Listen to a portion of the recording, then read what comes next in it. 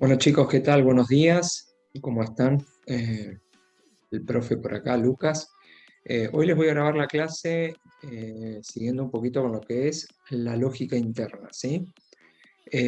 Para esto les voy a compartir un texto que se los voy a estar enviando junto con esta clase que va grabada, en donde les voy a explicar un poquito para cerrar esto de lo que es la lógica interna. Ya estuvimos viendo los conceptos, buscar el concepto, después estuvimos haciendo algunos ejercicios de lógica interna, pero ahora lo vamos a aclarar un poquito más desde el área de los deportes, ¿sí? Entonces voy a comenzar a compartirles en este momento unos textos que tienen que ver un poquito con esto de la lógica interna que yo les estaba comentando. Ahí les voy a empezar a compartir. Desde este punto de vista, vamos con el otro, que es este. Vamos acá. Bien, cuando hablábamos de lógica interna, a ver, no, creo que me equivoqué en este, vamos con el otro. Vamos acá. Cuando hablábamos de lógica interna decían que era el modo peculiar en cómo están predeterminadas las acciones motrices de tu actividad. Eh, Más que nada lo que es la lógica interna es poder entender el deporte, cómo está caracterizado y de qué manera tiene que ser relacionado. Es decir, todo el mundo sabe que cuando estamos jugando al fútbol, por ejemplo, ningún jugador dentro del área puede tomar la pelota con la mano, puesto que sería un penal. Eso sería algo lógico que no debería hacerse. Y es acá, por ejemplo, en este ejemplo que les doy, en donde la lógica interna de ese deporte específico comienza a funcionar, ¿sí? Tenemos que tener en cuenta que para esta lógica interna, eh, en un partido de handball sería muy normal tomar la pelota con la mano y no patearla con el pie, justamente porque existe la lógica. Para poder entender un poco más los deportes, hay una caracterización que nosotros estuvimos haciendo previamente de qué era un deporte de oposición, de cooperación, que lo estuvimos explicando los primeros días que tuvimos presencial. Más que nada, dice que Jiménez, este autor que está acá, Jiménez nos dice que se puede entender la lógica estructural de deporte como el conjunto de elementos, de los cuales elementos estamos hablando, emanan las acciones, o sea, las acciones se producen y que son usados por los participantes del juego. Tiempo, espacio, móvil, protagonistas, reglas, etc. Y después habla de una lógica funcional, que es la relación entre el juego y los jugadores, obviamente, o el equipo, considerada como realidad e interacción entre función y estructura. Es medio complicado quizás poder entenderlo en este momento, pero ya vamos a ir llegando. Yo abriendo ahora otra copia que tengo acá, que ya se las voy a compartir.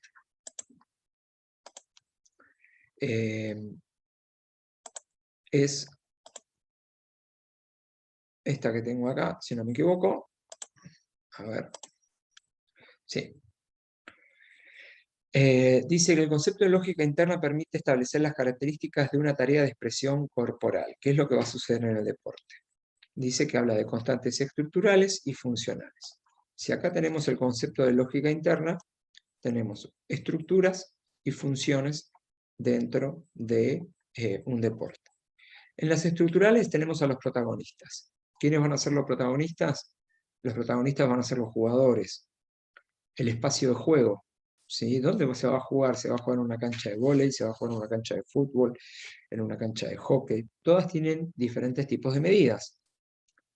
El tiempo de juego, ¿cuál va a ser el establecido? 2 tiempos de 30 minutos, 2 tiempos de 20, 2 tiempos de 45, 4 tiempos de 10, ¿sí? Dependiendo prácticamente del deporte establecido. Y después los objetos.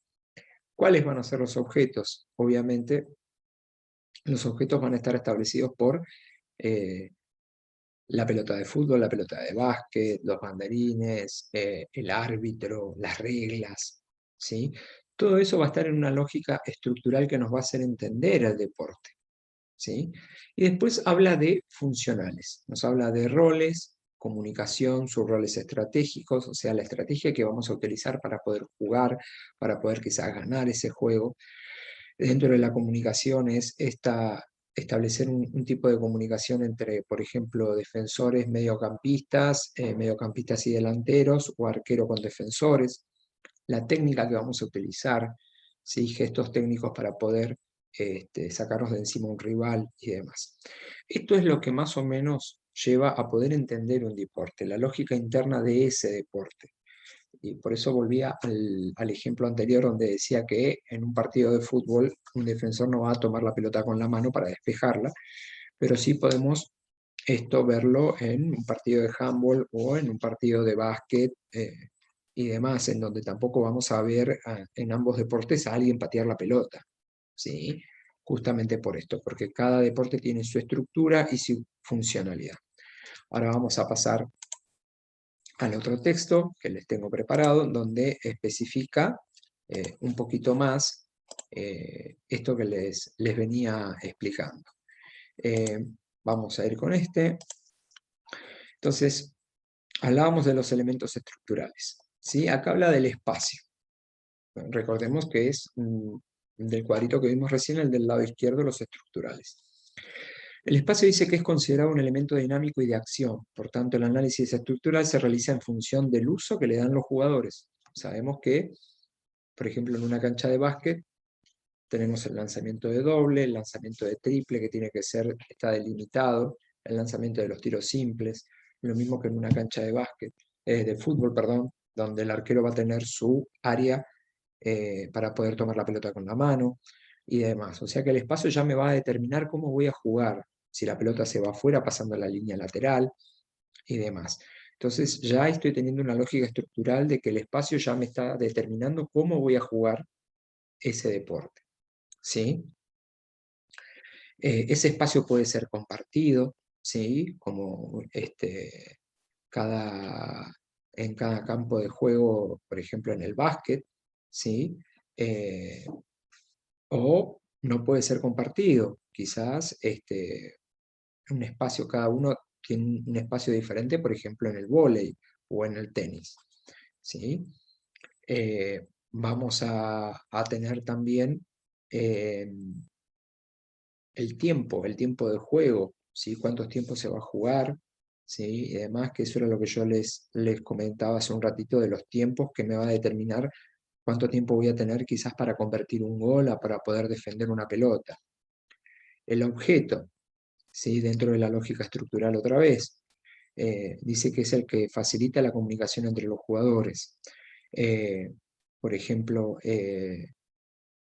la posición de la pelota podemos identificar, dice, como el vehículo para alcanzar la meta, las reglas, ¿sí?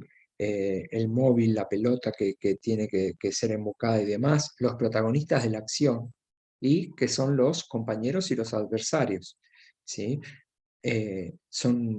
Los protagonistas, dice, de la acción son concebidos como elementos sistemáticos que tienen gran relevancia en la capacidad de tomar decisiones de los jugadores.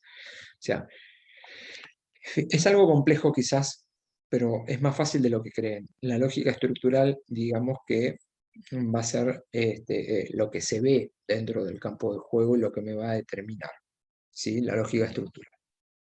Y dentro de la lógica funcional, dice, atiende al condicionamiento estructural y a la forma de cómo se resuelven los problemas, cómo se resuelven los problemas derivados del desarrollo del juego, ¿sí? Tiene que ver mucho también, dice, con la interacción entre los elementos estructurales del juego y con los funcionales. Es decir, que dentro de esto voy a tener, por ejemplo, el tiempo, que ya lo había hablado, también puede ser algo funcional, la gestualidad o técnica, que pueden ser, por ejemplo, fintas, pueden ser algún tipo de amague, cómo le voy a pegar a la pelota o cómo la voy a lanzar para que pueda ser introducida al aro, o en el handball cómo la voy la voy a enviar a contra el arco o cómo realizarle un pase, lo mismo que en el vóley, ¿sí? La comunicación motriz es la interacción, dice, o relación motriz que se da entre los participantes. Esto que yo hablaba de arqueros con defensores, defensores con mediocampistas, mediocampistas con delanteros y así sucesivamente. Y estrategia motriz, ¿sí? Que van a haber roles y subroles. Va a haber un capitán, va a haber quizás un defensor que más se destaque y va a ir ordenando la defensa, o el mismo arquero, ¿sí? Todo eso se va a ir dando y es lo que quizás no se ve en ese momento, que se ve muy poco. Entre esos dos me van a definir de la lógica interna de ese deporte, cómo lo voy a jugar y cómo voy a resolver ese juego. Por eso quizás los acertijos que yo les había enviado antes, en donde ustedes tenían que buscarle la lógica para poder resolverlos. Bueno, hoy gracias a la lógica estructural y funcional sabemos cómo poder jugar los deportes y qué tener en cuenta para poder jugar ese deporte. El espacio, ¿sí? El tiempo, los jugadores, los objetos, ¿sí? El reglamento, la pelota, cómo está predeterminado dentro de la cancha el arco, el aro y demás, ¿sí? Eso es más que nada cómo me va a decir cómo voy a jugar ese deporte, ¿sí? La interacción de todos ellos hace que yo pueda aprender a jugarlos. Yo les voy a enviar este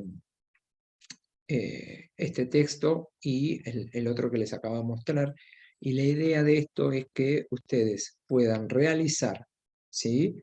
3 deportes les voy a solicitar que ustedes me puedan desglosar por medio de la lógica estructural y la lógica y la estructura funcional, ¿sí? Esos 3 deportes van a ser el fútbol, el vóley, ¿sí? El básquet y el tenis. Con esos 4 deportes van a tener que desglosarlos y me van a tener que decir, por ejemplo, ¿sí? En el básquet, tiempo, 4 tiempos de 10 minutos, o en el fútbol, 2 tiempos de 45, o me van a decir, bueno, si es una final, en caso de empate, va a haber alargue y después penales, o sea, ¿sí? Tanto tiempo de alargue, tanto tiempo. Bueno, lo vamos a desglosar de esa manera, teniendo en cuenta este cuadrito que yo les voy a compartir ahora, que es el que estuvimos hablando recién, ¿sí? Los protagonistas, ¿sí? ¿Quiénes van a ser los protagonistas? El espacio de juego, el tiempo de juego y qué objetos. Objetos hablamos de pelotas, arcos, banderines, árbitros, reglamento y demás. Y los funcionales me van a tener que decir, por ejemplo, los roles, qué roles van a poder cumplir cada jugador, subroles o estrategia. La estrategia pasa como un subrol, qué tipo de estrategia vamos a poder utilizar, qué tipo de formación, ¿sí? Y demás. Y gestualidad o técnica, qué tipos de gestos técnicos ustedes conocen de ese deporte. ¿Está? Cualquier cosita ustedes me envían las dudas que tengan por el Classroom y yo con gusto se las voy a aclarar. Bueno, muchas gracias.